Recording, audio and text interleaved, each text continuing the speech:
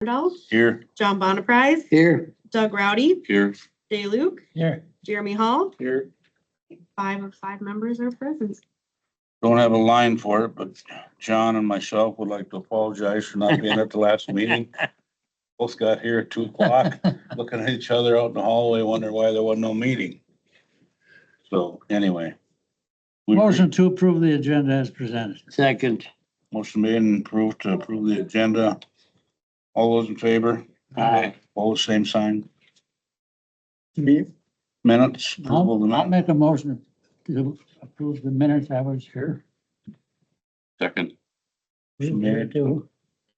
Made and approved to approve the minute, motion made, not approved yet. To approve the minutes of July Meeting. 1st meeting. Those in favor say aye. Opposed, same sign. Public comment. Any public comment? Any public comment? Hearing none. I don't see anybody from the fair here. Rod, you got anything that you could add to the fair or? Got number 7. Sure. Huh? Got number 7. You skipped number 7. He's scheduled number 7. Okay. I'll agree with that. Let's go on to that. Well, you got the fair first. Who's doing, or are you doing a people? No, we're doing the It'll be fees. very brief. We're gonna keep in line. Here, you go ahead. Go ahead. You skipped it. Last meeting, you endorsed the overall fee schedule. We were missing one department's fees, and I'm just gonna pass those out today from the DA and victim witness. So they have updated one fee on their fee schedule for your endorsement. They're changing the rate on the deferred agreement for prosecution from $150 to $200 per instance. And that is in line with what other counties are doing. And they've adjusted their revenue upwards because of that. So we didn't have that last time. Jeff's got it ready for us this time. And all we're looking for is an endorsement, and then it'll go to general government this month. Okay.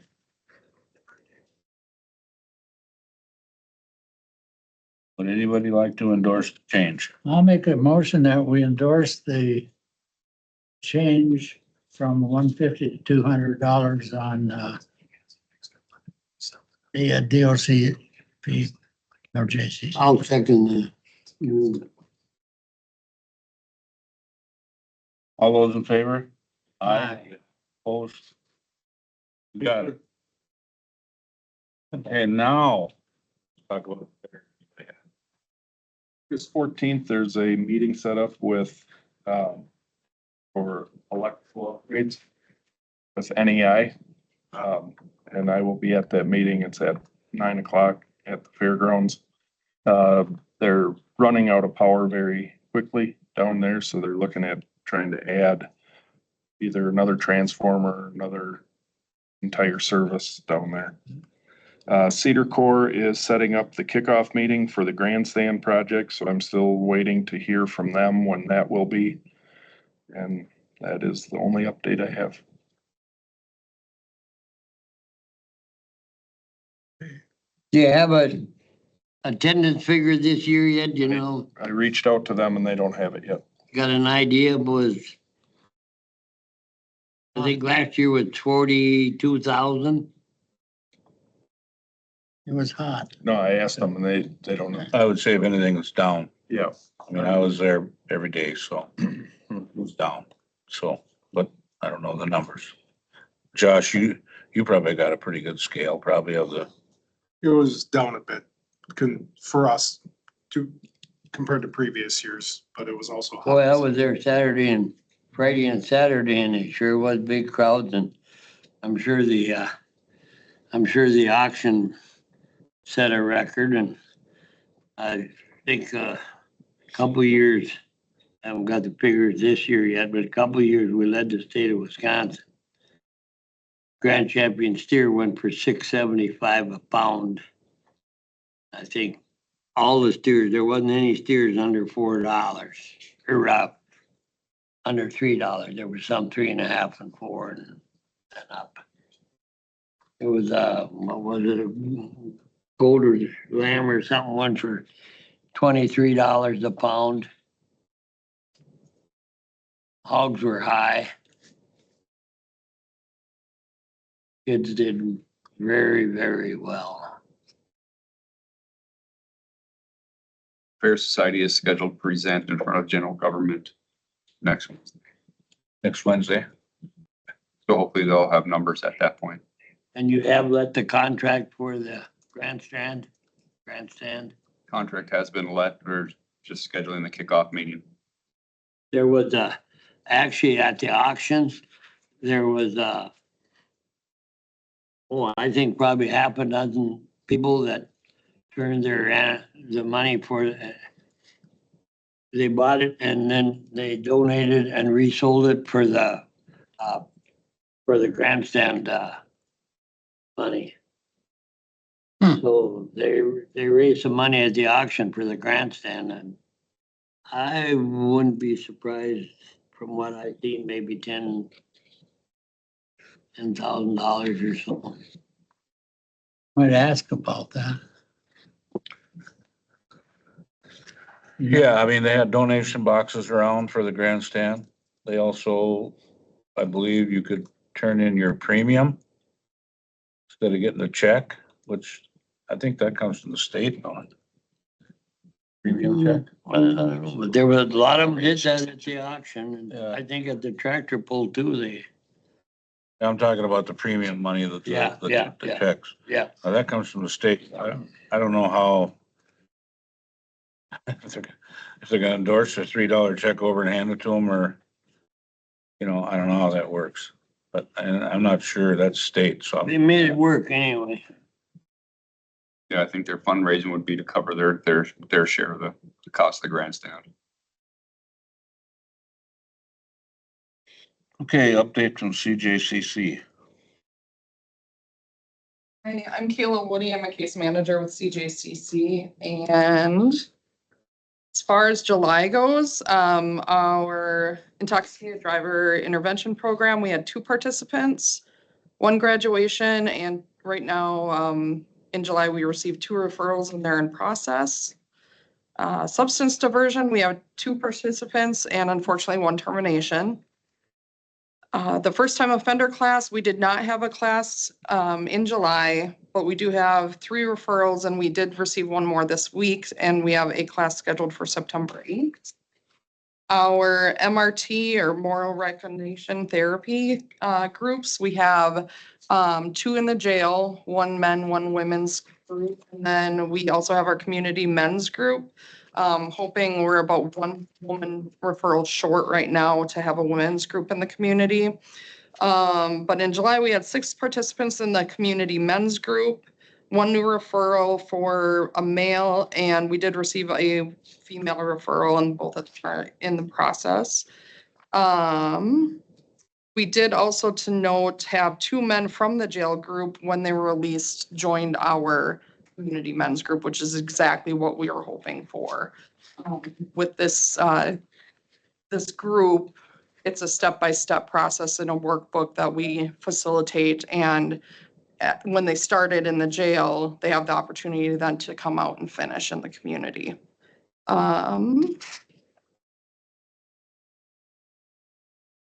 I should note too, the jail, we do have on average 4 to 5 in the group at a time, and they do currently have a wait list. So it is becoming, word's getting out from the ones that are participating. They're going back to their cell block and talking about it, and word's getting out that it is something that they see value in. So that's really good. As far as treatment court goes, total we have 9, 7 men, 2 women. We currently had in July 4 referrals and 5 in process, meaning 1 from the prior month. 1 was deemed ineligible. And we do have a graduation coming up of Justin Mudrick on September 5th. Court itself starts at 9 a.m. with the graduation during court, and of course, cake and refreshments to follow. And I do have the announcements here for everyone.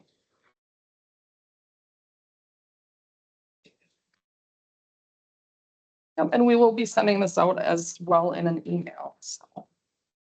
See everyone there. Work tends to run, because we're starting to get a lot more participants, a little bit longer. So starting at 9 on average on those days with 9 participants, about 10:30 is the end time. So I would suggest if you don't think you can come to the whole court time, maybe around 10:30 or 10 o'clock come, and I would hope that that would be pretty close to when the graduation would commence. And you'll have cake and coffee. Oh, and more than that, some other snacks. We generally like to ask the participants, give us an idea what they like. We usually have meatballs, but he said he likes the little smoky Joe links or whatever they're called, so probably have those and some cheese and crackers and everything. So, Yeah.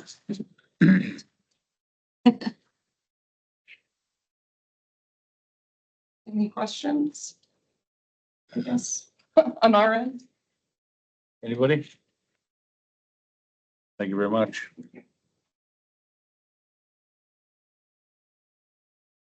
For an update from Public Work. Clam Falls Dam engineers are coordinating an on-site meeting with the Orbanox gate engineers as well as the Rotorks motor engineers to be on site to figure out why nothing is working up there as it should. I'm anticipating that that is either later this week or next week. That meeting will happen and then get a game plan on how they plan to rectify that. The recycling project is nearing completion. We have a few punch list items and the landscaping is being finished, hopefully by the end of this week. Then the new baler and the feeder conveyor should start arriving in October for assembly there. And then we're closing a stretch of the cattail tomorrow for repairs.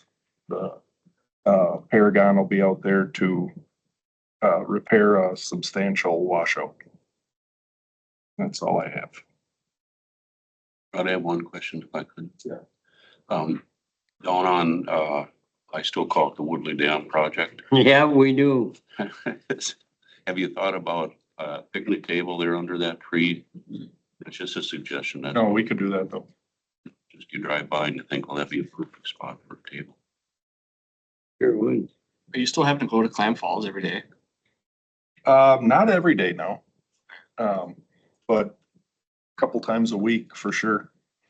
I'm getting it narrowed down slowly but surely to where I can keep it steady. I know we've had a lot of people when I'm up there will ask when I'm gonna bring the lake level back up to its original depth, but it's already there. But they get mixed up because they can see weeds out in the lake where they could never see them before, but that was because of the drawdown. But we're within a foot of the bottom of the bridge, so I can't take it up anymore. So Good. Josh and crew put up another guardrail for me too, or are in the process of it up there on the, what would that be, the northwest side of the bridge? So. But with the app now and the electronics, I can't there's no camera up there, but I can check on my phone as I do about literally 40 times a weekend, as well as at my computer, so I can see where the levels are and know if I have to go up there or not. One question, Ron. Yep. When this project started, we actually drove up there, but there was this problem with overrunning, what do you call it, overtopping the dam. Mhm. And I just was trying to picture if you're a foot down from the bridge, a big incident comes in, aren't we gonna be awful close to the water before they can let the water out? Mhm. Yeah, and Yeah. we got a Deck level, 6 foot or 8 foot spillway there. But yeah, if a big bog or a big stump comes through there, yeah, it's probably gonna get hung up. And I'll have to coax it under and over. Okay. It is designed to top over the gates. If water gets too high also. So when it's approximately about this much right now below the top of the gates, but it is designed so if they do get high water that all three gates will top over themselves in their spillways, plus the spillway on the other side, so. Yeah, Yeah, and that's actually once I get it to where I know I'm just maintaining. Mo and I actually went up there today together, and the plan is if we get a big rain event, just leaving the gates where they're at and then let it overtop the gates. But then in the springtime, I'd have to run up there and open and close gates. Unless I can convince a guy that lives right up there, it's another division director, just swing in way through. Yes, I could. Give him a paint mark. Yeah. How far is it from the paint mark when you drive by? Keep it simple for me. Gonna have a grand opening or anything this fall? Hope so. I guess I hadn't thought of a grand opening. I'm just hoping for a grand closure of this project. Well, that's gonna come first. We should have some kind of public day. Now there's room for a crowd. Yeah, County board at least. How much are these actuators that are the problem? That's the problem, right? The actuators? yeah, it's the motors and then the worm gear up top. I mean, I've been in the mechanical side of things my entire life, and that's what I think they are. The engineers thought that there was mud between the 1-inch gates, and that was causing them to not be able to operate, but I don't think that's the case. And those are couple $100,000. Where did the funding come from for that? Half of it were 2 million is a grant, a municipal dam grant that we haven't been reimbursed for yet. We haven't? there's Oh, two different funding sources. Yeah. One was a $2 million earmark from the state through a grant, and then the municipal dam grants a 50% match for the remaining part of it. And we can't get reimbursed for that until we're complete.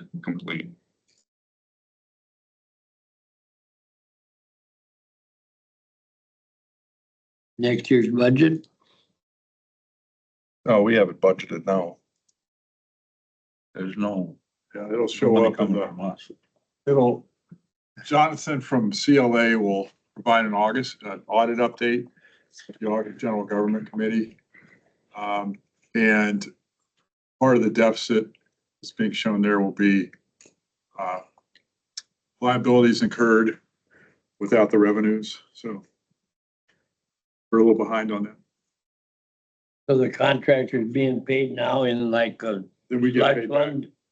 Well, I wouldn't call it a slush fund, Well, no. but yes, sir, they're being paid. And then we will be compensated by the funding sources once the project's done. Yeah. So right now, we're showing a hole that will be filled. Have to be done by a certain time. No, not necessarily, and we didn't have any liquidated damages or anything built into the contract, so. I mean, in essence, it hasn't even really been turned over to us yet. So if I wanted to let London know that they needed to be there every day and drive 2 hours one way. It's 100. That's a lot of time. Mhm. Yeah. So hopefully this meeting happens in the next, either this week or next week, and we can come up with a solution. Decided.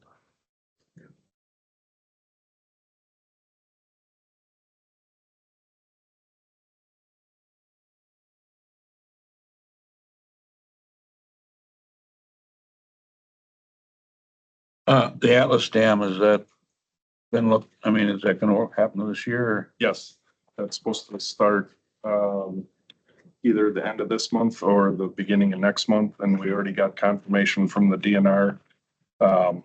that they're gonna cover the overage Hmm. in the grant. Is that London Construction too, or? No, that is I'll.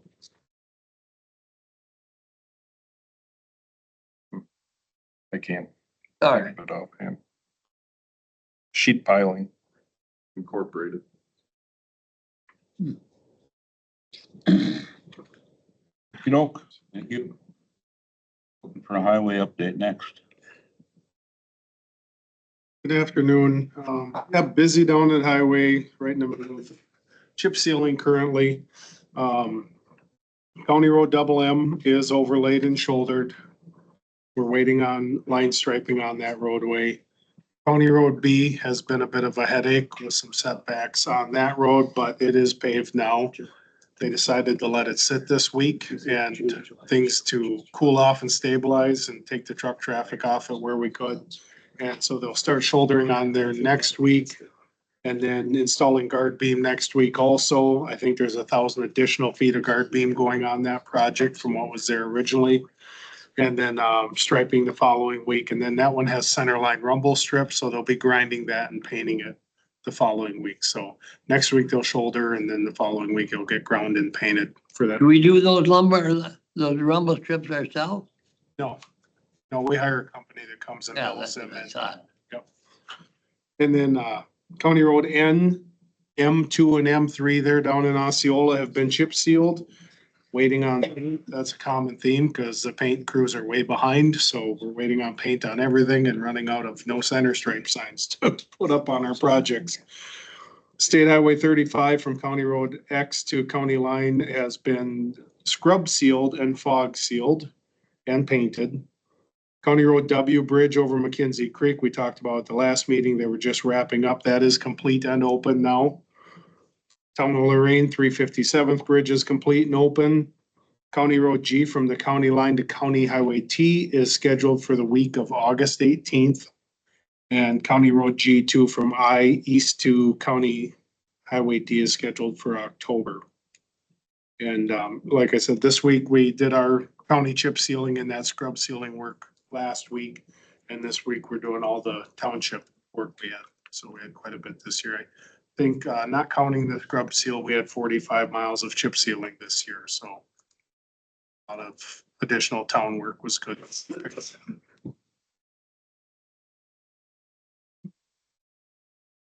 And see the subcategory here for WCC Transportation Expo registration.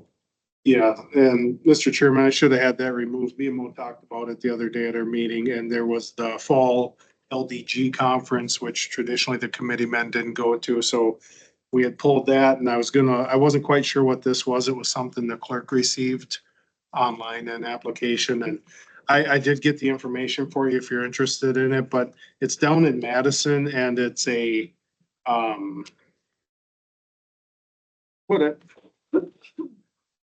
Mo informed me that we'd never sent anyone down to this before. It's a transportation and innovation expo focusing on clean and renewable cities. So it looks like they have some like alternative fuel vehicles and stuff down there and so I was gonna get it removed from there and then I forgot about it till today, so. I read it online, what it consisted of. I didn't think it was anything that would be interesting. Mr. Chair, just a comment on Highway 35 from X to the county line. For the first time, you can come from Somerset at the county line and we're way, it's really awesome. We're way ahead of the rest of that Highway 35. That is the most efficient and job I've ever seen in my life. They started last Monday on what we call the scrub seal. And they went all the way down the county line and all the way back to X. And they were back there by 2:00 and had everything laid and rolled and everything. They're just extremely efficient. The people are just amazed. I went down that 35 and then County Road M this morning. And boy, everybody can be proud of the efficiency and Good work. Somebody asked me about the paint on the paint striping. Is there some new technology that it dries within so many minutes or something? Because, you know, usually somebody driving across that paint stripe and it doesn't spread and dry. Not that I'm aware of, other than on the state portion there from X to the county line, the state requires epoxy paint. And a lot of it has to do with just environmental. That must be conditions. why then, because there's no, There's still a few spots that tracked a little, people got off course. very but little. Yeah, very little. It turned out nice. Looks good. They were doing a nice job of the shoulders this morning. I think you got Kyle Paulson on that. Josh, about a quarter mile north of 48 on Polk, there's a culvert and it washed out on the end. They patched it, then washed out again. They patched it, I think, in a day or so. But is that culvert gonna have to be replaced at some? Yes, it's failing. I actually went out there Saturday or Sunday. I had a couple cones in the truck, so I called our on-call guy and said I'd run up there and check it out. There's a bottom to the hole, but yeah, it's settling. There was no sign of really a lot of gravel in the inlet or outlet of the pipe, so that hole could have been in there for a couple of years and finally settled through. That's quite a deep pipe there. I'd guess it's 8-10 feet. Takes a lot Under of the water in the roadway. spring though. Yeah, and it's completely dry right now, so I stuck a cone by it. I could see we had patched it before, but yes, our operations manager is aware of it and they're looking into it, so that's gonna have to get replaced, because due to the length of that pipe and the slope out there, it's definitely failing somewhere under the roadway there, because we've got an issue, so it'll need to get replaced. Okay. You're aware of it though, thank you. Okay, update from sheriff.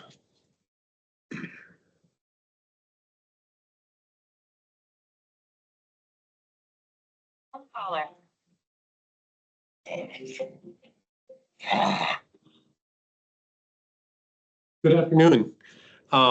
Just to build on the Fair Week, I would estimate that, you know, it's one of our better weeks. We spend a lot of time interacting with the public. I saw most of you at the fair in various, but it really is a great opportunity for us to do community outreach, and my staff, you know, from the ones that are actually working the fair as patrol and the ones that are there as in our PR booth. Have tremendous interactions. We had former inmates come up and thank some of the jail staff that were working. So it really is a nice time. I always like to brag too. We had several wallets turned in and the money was in the wallets. In fact, I could see hundreds in the one. So that speaks volumes about the community that we live in though. I always tell the people when I hand them back, what do you think would happen in Minneapolis if someone found your wallet? Probably would be, the money would be spent and the cards would be maxed out. So I always take pride in that when we get wallets turned in there, that the money's all there, so. Yeah, we had a great week. We don't have a lot of issues at the fair, and I would think that it was down a little bit, and I think largely probably there wasn't any event on Sunday. And we had a lot of people in our ear about that they were mad there was no derby, so. Maybe that's something that the fair people wanna talk about and bring back. Yeah, I heard the same thing, so I'm bringing it to their meeting. Is it the only second year that they haven't had a derby? First year. First year. Yeah, I can never remember a time when there wasn't a How derby. come there wasn't? I don't know. No, everybody asked me and I didn't know. But nevertheless, it was still a great event and it was fun to see the good. I always tell people it's our chance to interact in the good side of the world. Get out of the dark, get out of the dark side once in a while. I think that Derby thing had something to do with someone killed over in Minnesota.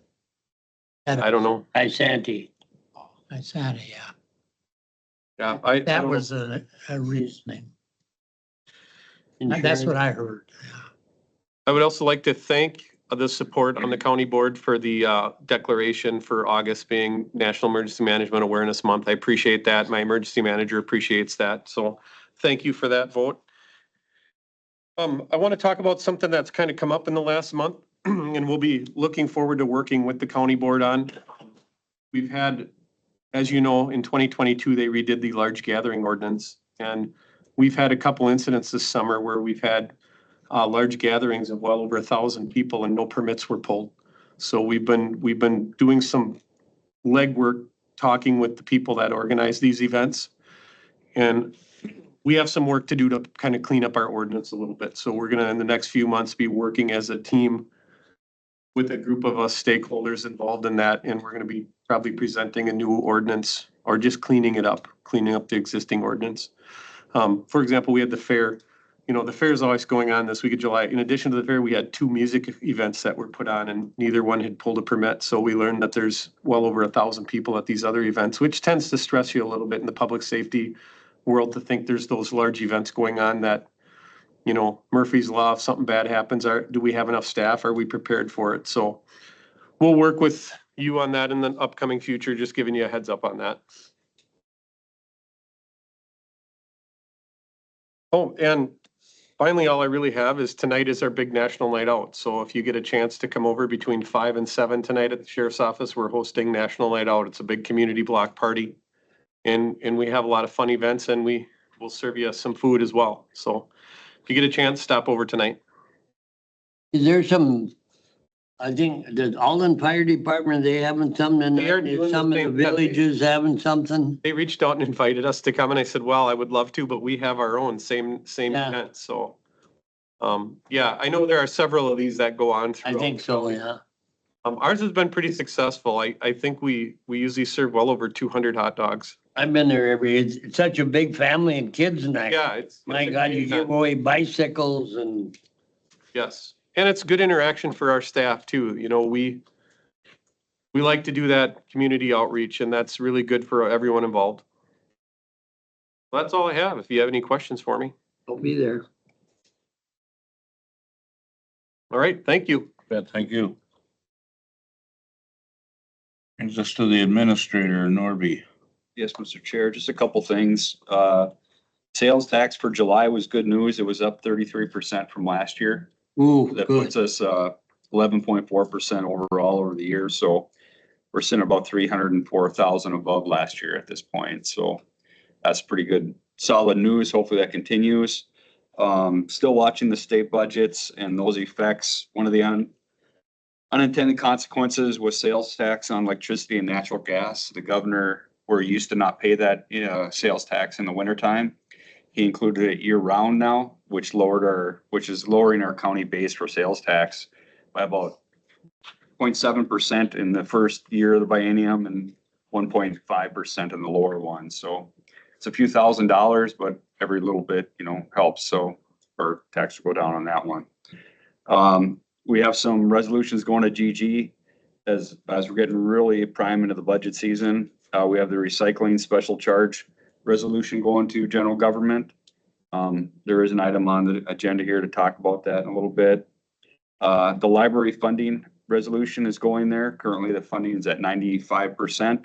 So that'll be discussed at general government. And then our 2026 fee schedule will go to the general government and then on the county board also, all these resolutions. Preliminary numbers have been released for 2025 for equalized value. County overall equalized value is up 9%. Net new construction is up 1.47%. So key numbers we're adding into our budget process. And lastly, just want to take time to thank the department heads, Don, Sherry, and their group, all the department heads for working on the budget. They've been asked to squeeze down and right now we're looking fairly decent right now for the presentation of the budget in September. So that's all I have. I have to ask, because my answering machine is full all the time. We have no intention of lowering the amount we pay the libraries, do we?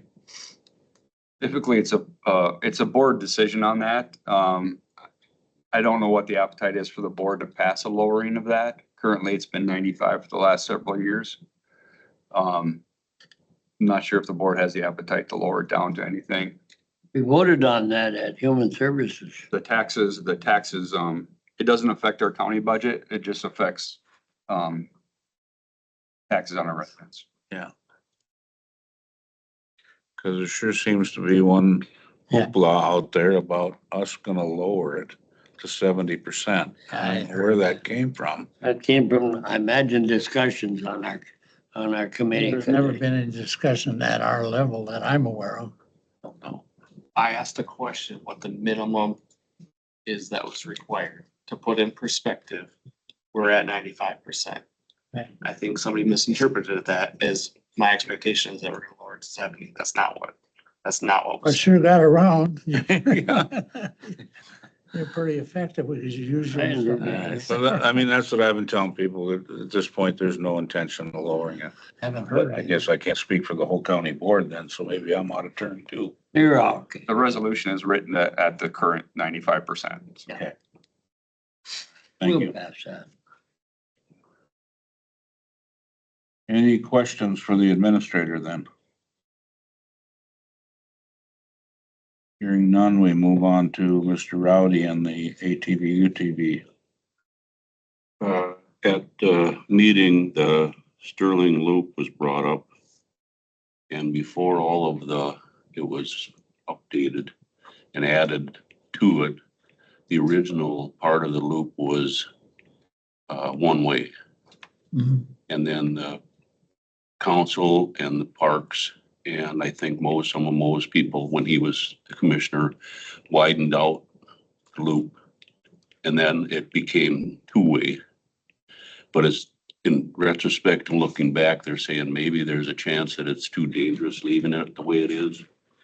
And they talked about some corners with bad vision and possibly widening them out, but the rec officer was here and he rides it a lot, and he said he didn't think that was gonna solve the problem. So now the council is having a meeting next week, I think, and they're gonna try and put together what they think should be done, and possibly, I think it'll go back to one way. Has there have been any incidences? I didn't think so, no, It's just but just, anticipation.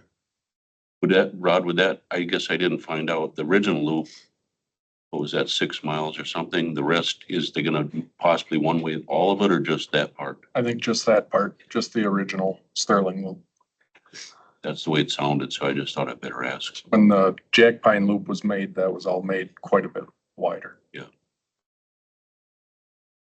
That'll be coming up and decision on what they're gonna do.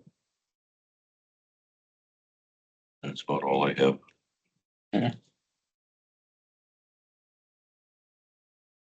Discussion regarding the special recycling fee.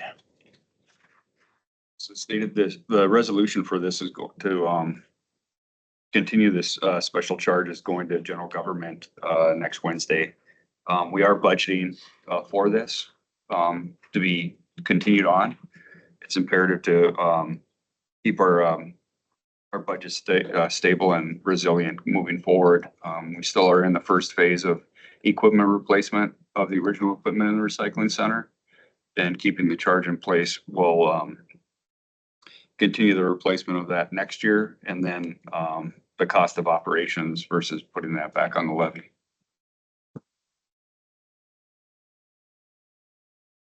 Does that seem to be going all right now? It's in force now, isn't it?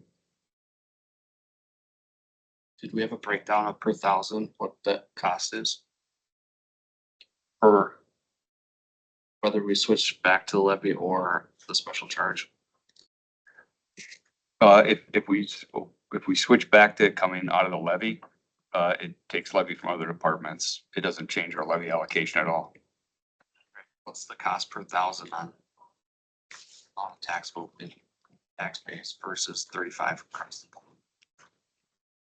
That, I'm not sure how to calculate that number. I think Don has something close to Let's that. just take the budget number. and then The problem with putting it on the levy, it potentially increases it as taxes go up versus keeping it static at 35.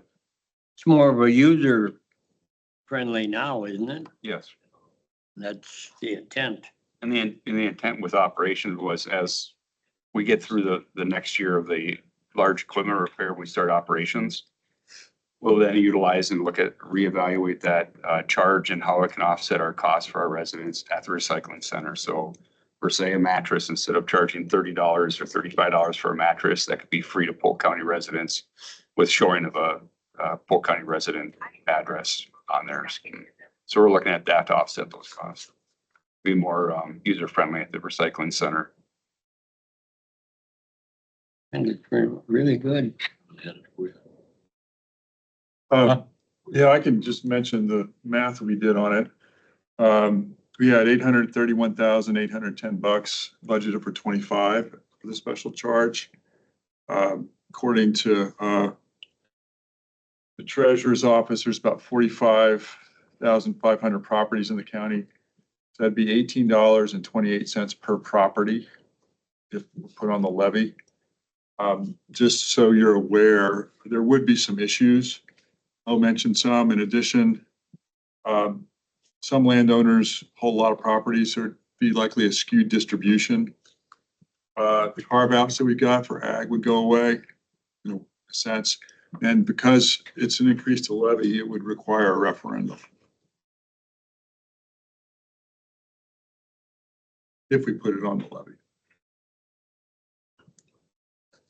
I think it's important to realize too that we were able to add 3 law enforcement officers, you know, with the savings.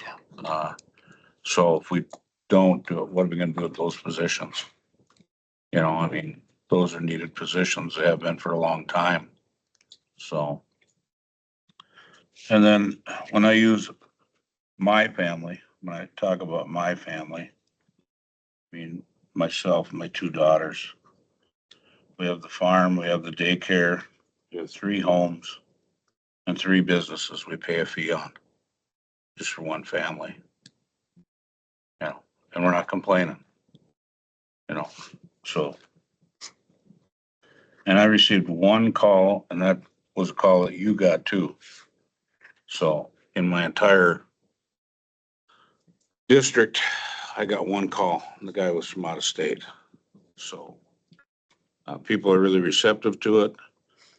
I take time out of my week to sit at the recycling container and talk to people in Cushing. They're all 100% for it. I ask them about the fee. They don't, no negativity toward the fee. Says as long as it improves the service and helps us get through the recycling, fine with it. So that's my experience with it so far.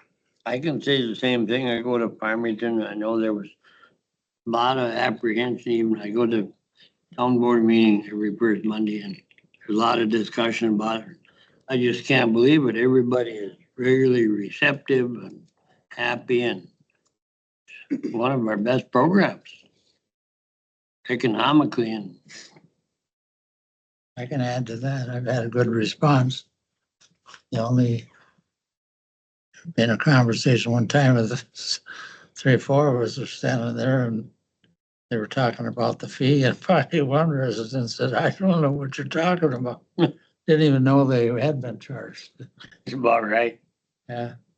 The only really serious complaint was someone that Minnesota that said they take their garbage back home every time. Good. And I said, well, fine, but still gonna charge you. So it isn't laying in the ditch. I mean, the alternative, Mr. Administrator, would be take it out of fund balance, right? I mean, if we want to continue with the program, get the equipment we want it to operate at the level we want it, and it's not going to be another fee coming, there's only one logical, either borrow the money and keep it going, or start to use some of our fund balance, which is very healthy. Correct, yes. So, You're, you know, I was told that once this is up and running, it would be self-sustaining. So why wouldn't it sunset then? with the fee, with self-sustaining. Unknown caller. yeah, We're using the fee to add the 3 police officers. No, we're using the staff funding that used to fund the staff at the recycling center to the 3 positions at the sheriff's department. So the self-sustaining would be the special charge. That would pay for the staffing. So the recycling isn't producing self-sustaining. It is, It's more than that.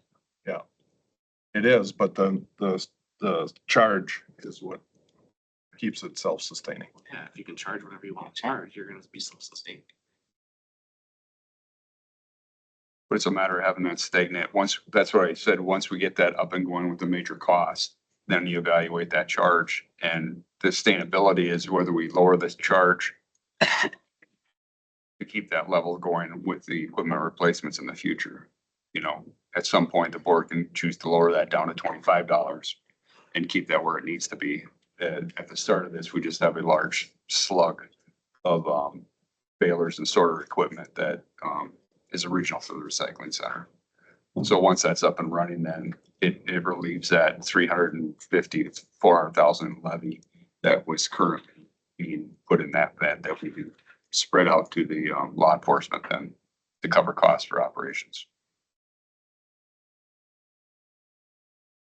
That's not anywhere recognized either in the ordinance.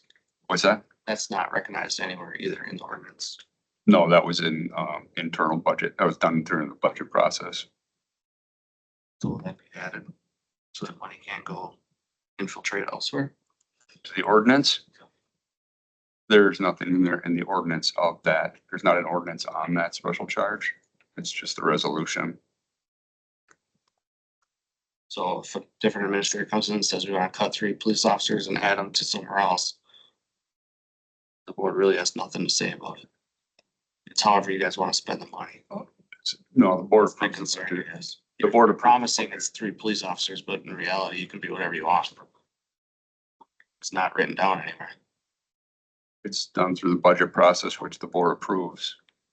If an administrator makes a recommendation of cutting positions that you're not in favor of, the board always has the right to amend the budget to retain those positions. And then administration has to find those funds within its budget to cover those.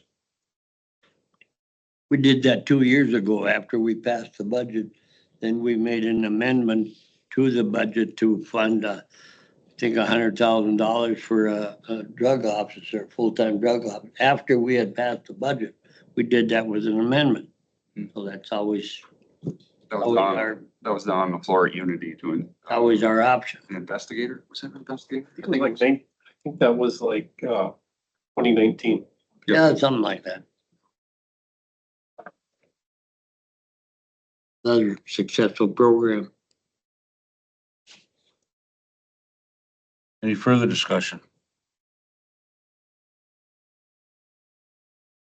Move on to discussion possible action regarding resolution 1024 to amend the 24 budget to support local emergency responders.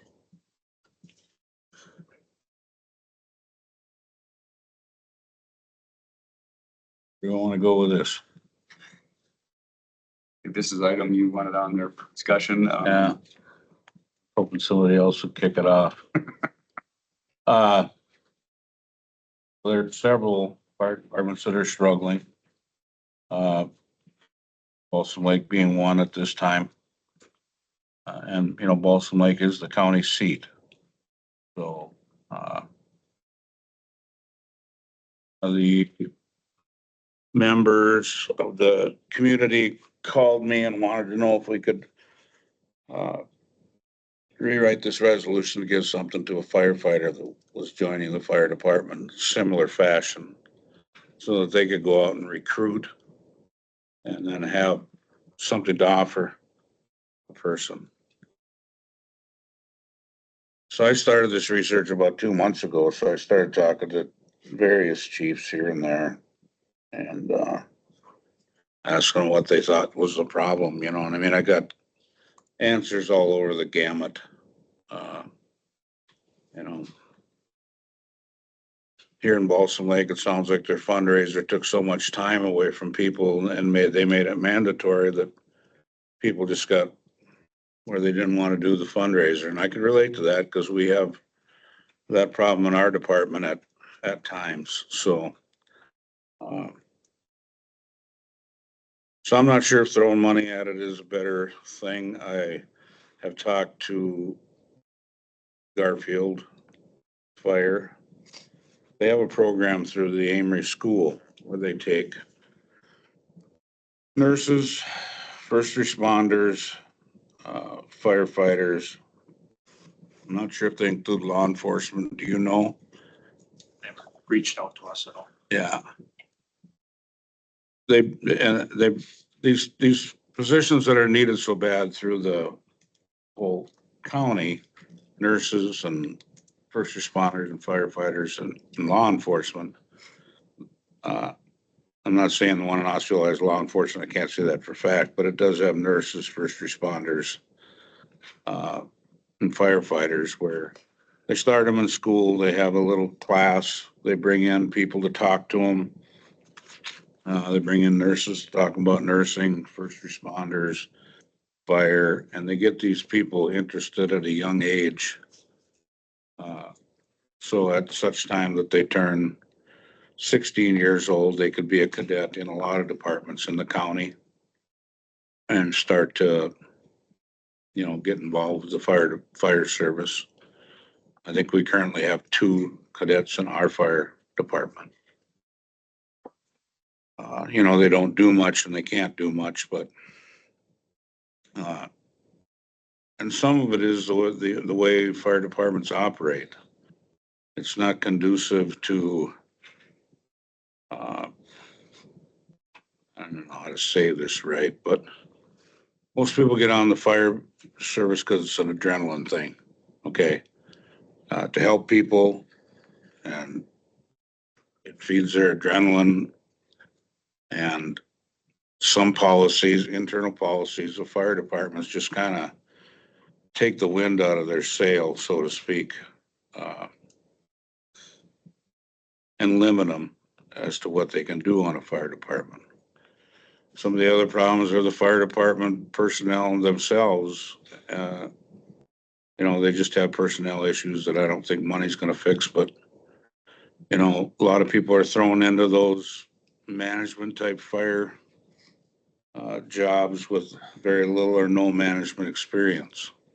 They're voted in usually by the members, and they wing it. Some have great experience and some have been at it long enough where they handle the personnel issues a lot better than people that haven't been in the position that long.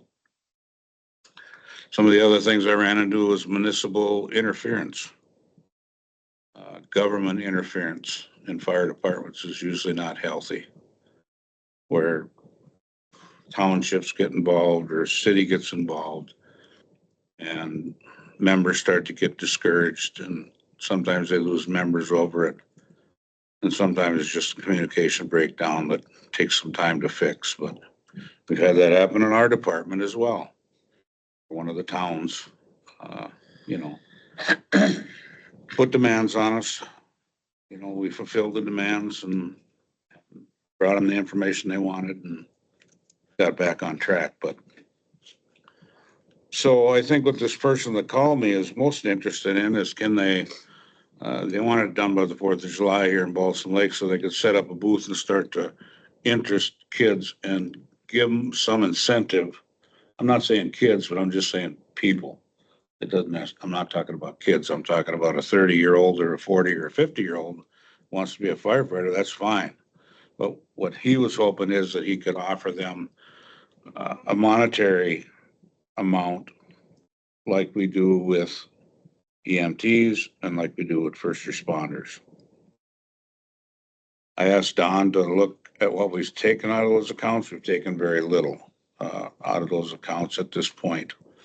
So there's plenty of money there if we want to make a incentive for firefighters to join. I mean, that's great for fire departments that are low on personnel. Doesn't help a fire department that isn't hurting for help. My way of approaching it, I think, should be no different than with the EMT. Once a firefighter joins a fire department and he's of age, let's say 18 or older, I guess 21 or older to drive a truck now, but 18 would be fine, I think. And they pass the entry-level firefighter training. And they're with the department for a year, they get the same thing an EMT gets, a bonus. Now, I'm not saying it should be 1,000. I was thinking 500 would be a better number for that. So that they could try and get more people. So in order for that to be fair, you just have the resolution would just say any firefighter that completes the entry-level fire training and stays on the department for 1 year would get the bonus. Because you do that with the MTs, you make them stay the time so that you make sure they're interested in staying around here instead of just moving on, so. I know that's a lot to absorb, but that's kind of what I've found, my travels, and I've been working on this probably for about 3 months. It started when I was out in Wyoming, actually in April. I got some calls out there about it, so.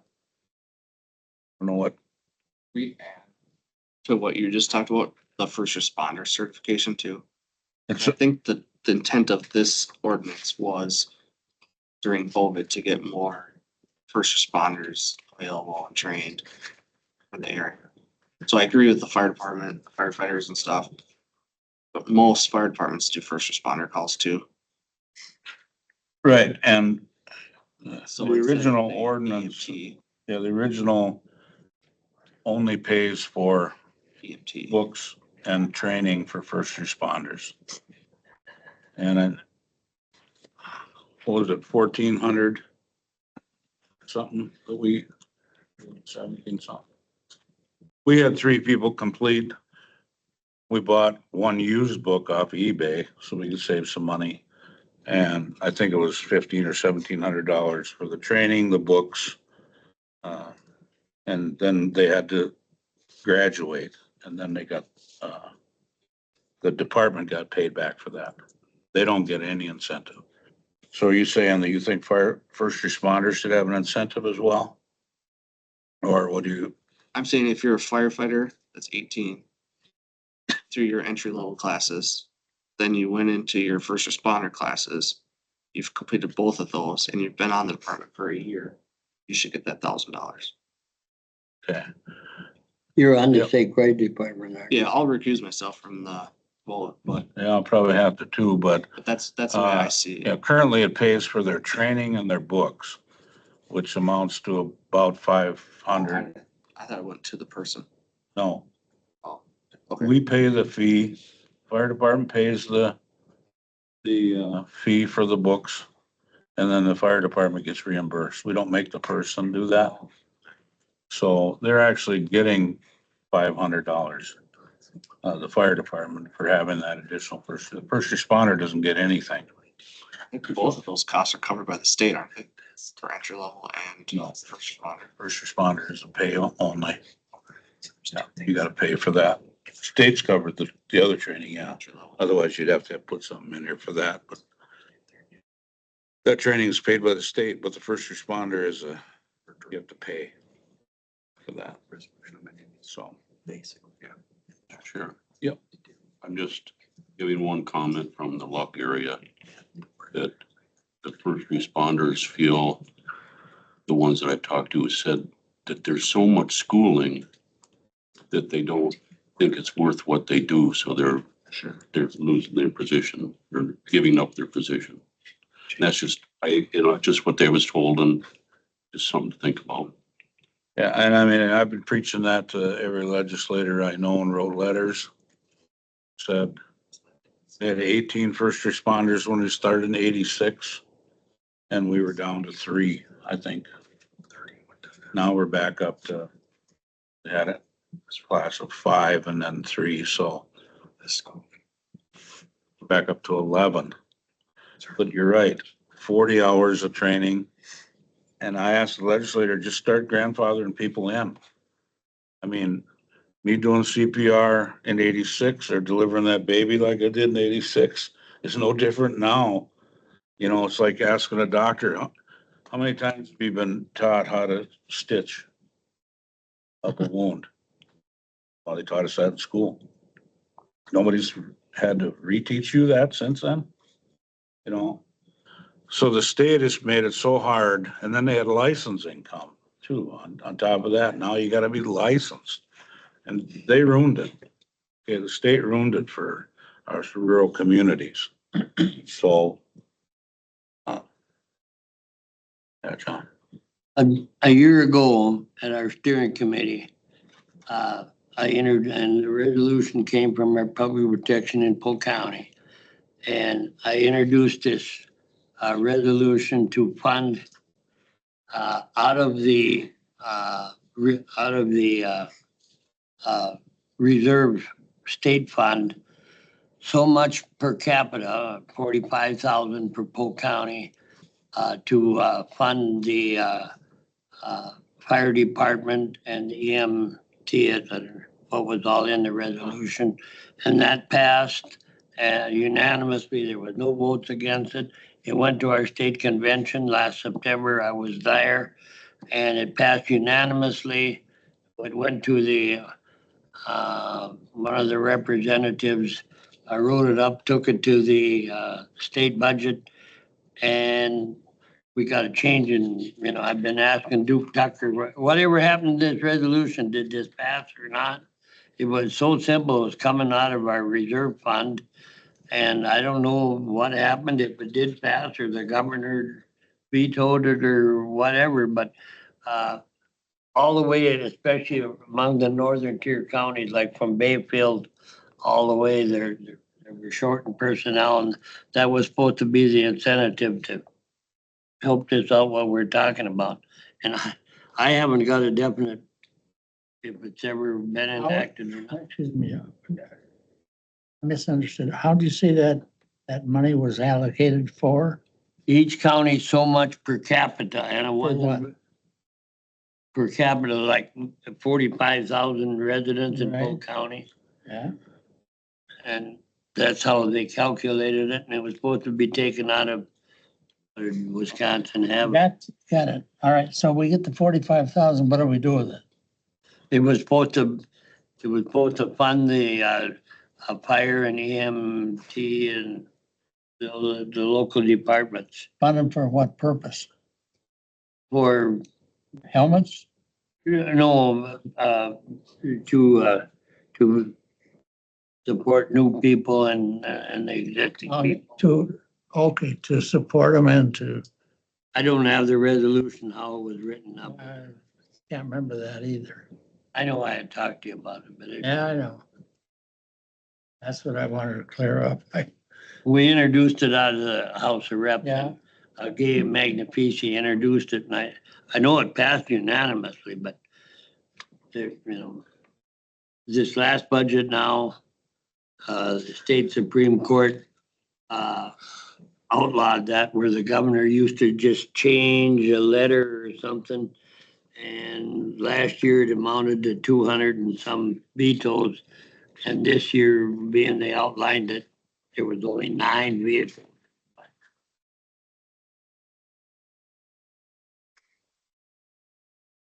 So I'm continuing to research on that, if there's anything down the pipe. All right. So I do, I like the way that you're going with, this balance is here to use. Yeah, it's there to If it use. hasn't been used, we need. to do Yeah, and something a lot of these classes take a lot of time too, so Yeah. we haven't really been able to evaluate. I've asked Lisa McMahon to make sure that everybody's aware of it. Yeah, My feeling is $500 for a firefighter that passes firefighter one and is in the county for a year. Whether they're on a department right now and they're gonna pass it and stay for a year, or whether they join tomorrow. And they're gonna, I don't know how else to do it. If you just say you join, you get the money, well then, No, you don't get the training, and then you don't get where you need to go. And that's just the first phase of training. There's 2 more phases after that, and they get much harder. So,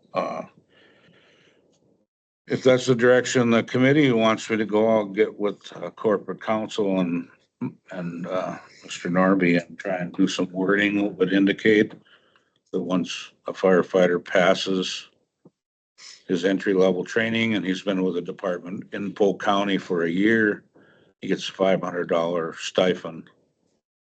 That. What's our count on fire departments? Separate entities, each one of them are Each one has their own, Right now it's, 30,000 for first responders, I believe.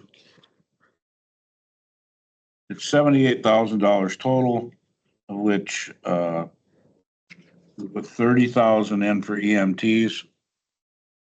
So we'll get 30 EMTs out of that.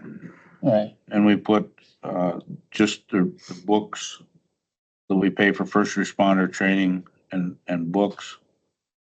And that's about 500 first responder, and there's 30,000 there. okay, So so if we take 500 away, we'll get some more first responders and a few firefighters, but when the money runs out, this is the COVID money. who's going I to, mean- who administers that? Each chief? Yeah, our chief wrote a letter to Don. Said, here's the costs, here's the names of the people, here's the certificate. They And that's passed the people course within their district, their fire district. with our fire department, yeah. How So, many different fire departments do we have in Polk County? well, with first 7? responder and I thought we had 13 or 14. Cause we have some first Oh, responder units that stand responder, alone yeah. too. So when this came out, it gave $10,000 to each one of them entities. Okay. And there was 13, I believe, at that time, different fire departments and standalone first responder units. So, So there are some, that was, I guess it's my, what I was getting at. There are some first responding units that are by themselves, basically, without a fire department that they're attached to or emergency. yep. And they're not attached to an ambulance, fire. Well, they're all attached to an ambulance because they all have to have a, what's the name for it? Transport service, Huh? like transport service?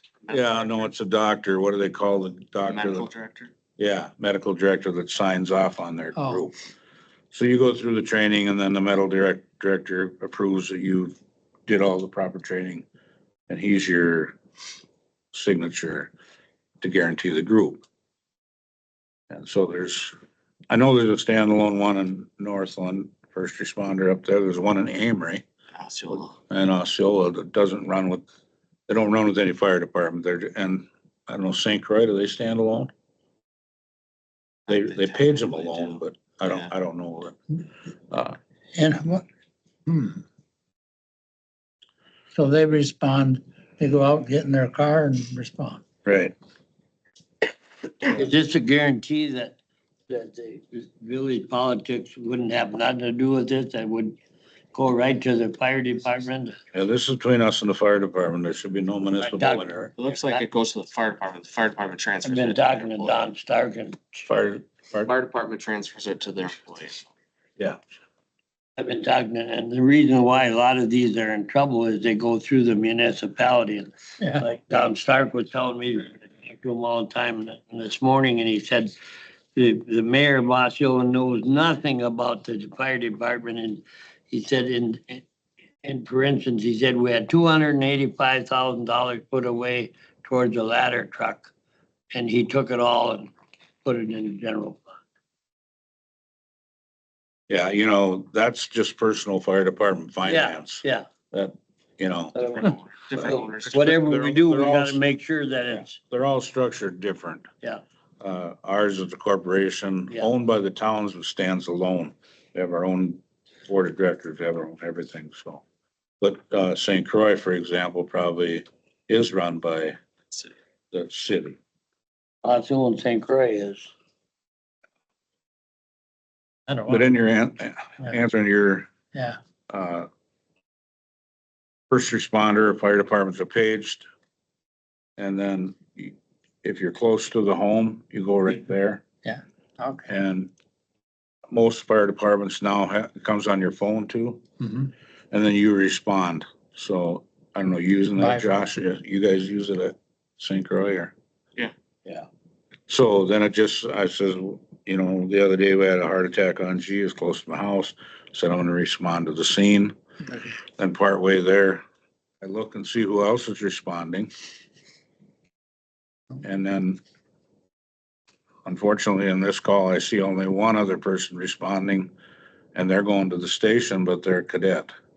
Oh, Okay, so he gets to the station, but we train everybody. If you're there, I don't care if you're a cadet, I don't care who you are, we do a driving test on the vehicle with cadets as well. They got a driver's license.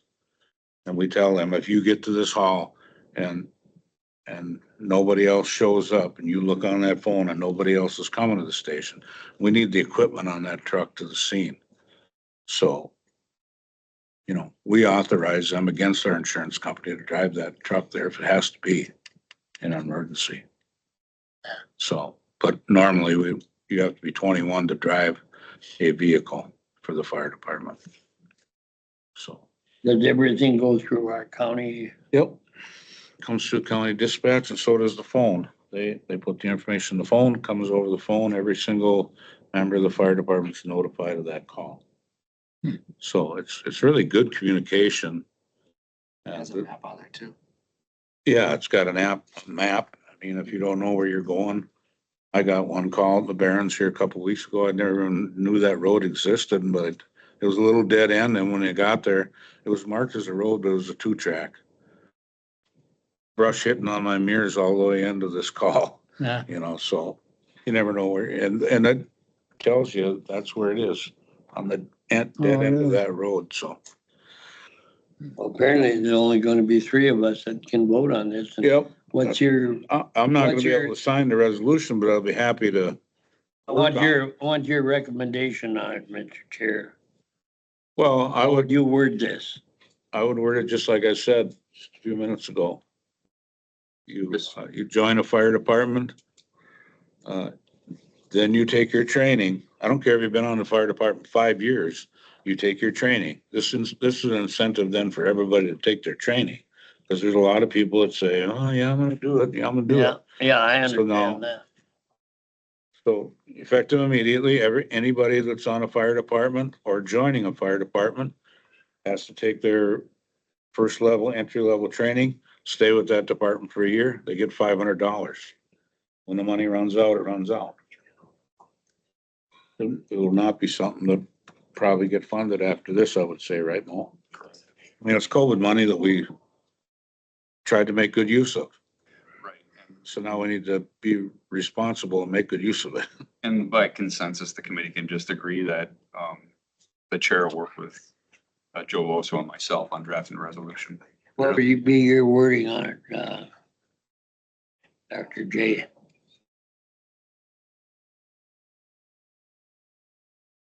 What was the question? What would be your wording on the resolution? My concerns? Oh, He wants to know what if you agree with what I said about. Oh, yeah. we absolutely. gotta have a wording for the clerk. And would Yeah, you- no, Well, so you don't need wording for right now. What you could. Oh, we don't? What you could do is move to direct staff, the administrator and corporation council to work with Chair Warndall to draft a resolution that accomplishes the goals that he laid out I so move. basically in this discussion. Move to direct staff to work with Chair Warndall. Yeah. Yeah. I think we're in consensus. Yeah. I don't think we don't need, You just want to so consent. it's not really, I guess it's action, isn't it? All those in favor, Aye. opposed? I'll get with you guys. And then somebody else on the committee other than Jeremy or I are gonna have to sign that. Yeah. Resolution. Okay. Oh, that was fun. Okay, so now we're, update for work plan.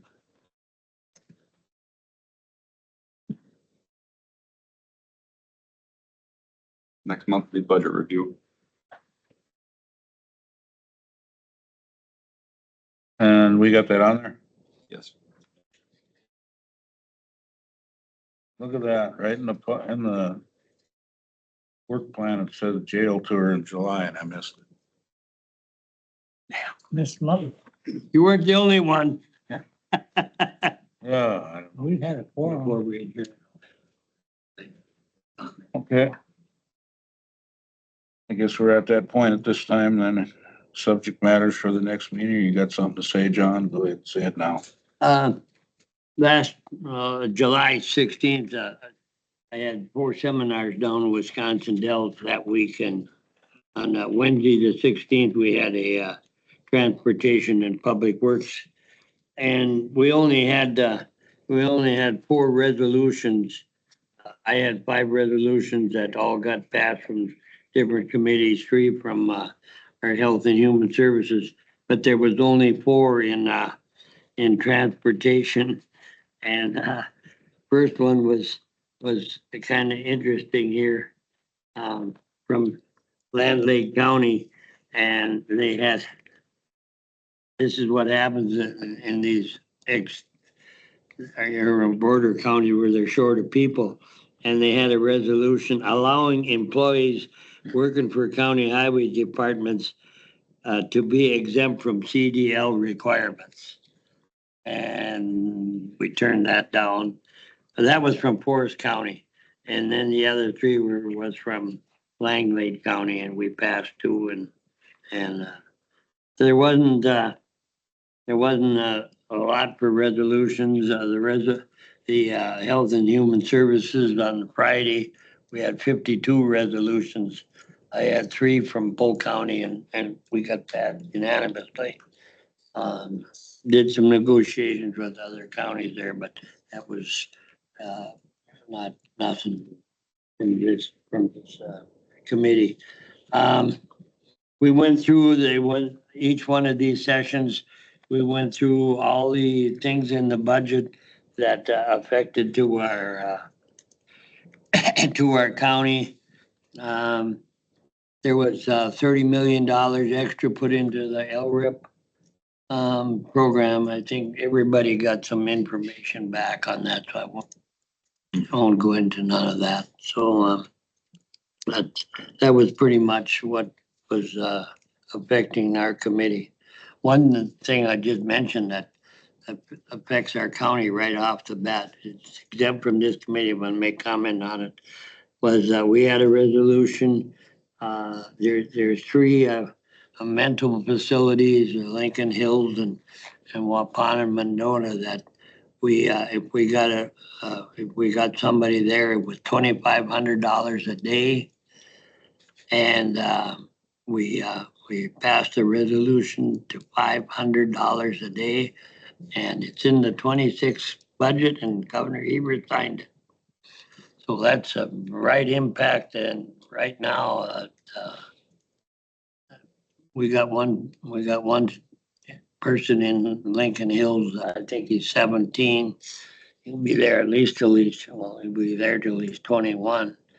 Well, I think if you calculate, that saves right off the top of the budget. For $700,000-800,000. I thought the 26 budget was very, very beneficial to Polk County. Mo, don't you think we had a lot of benefits out of the 26 budget? Yeah, there was a lot of positives coming out of there. I heard Governor Evers was in Star Prairie, I think last Friday. I don't. Well, we stopped to have something to eat or what? Yeah, I did not hear that. I was in Arizona. So that's all I report. Okay, so we got a month to put this resolution together, Amo. So let's, for the next meeting, let's make sure that the resolution's on the next meeting then. Yes. Anybody else? I'll entertain a motion to adjourn. Motion to adjourn. Second. Made second to adjourn. Those in favor say aye. National night out, huh?